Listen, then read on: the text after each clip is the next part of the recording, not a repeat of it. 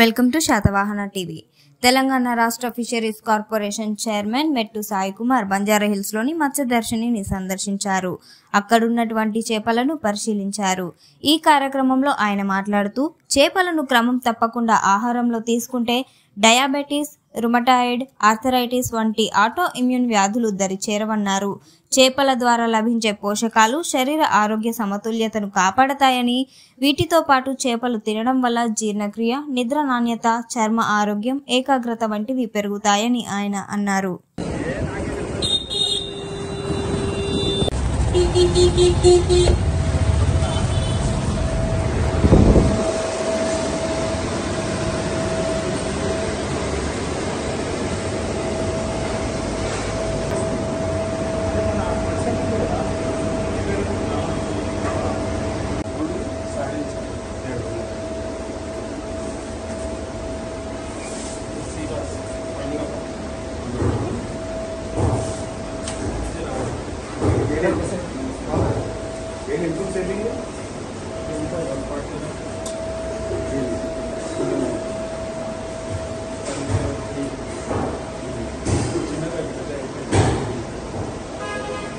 storage అంటే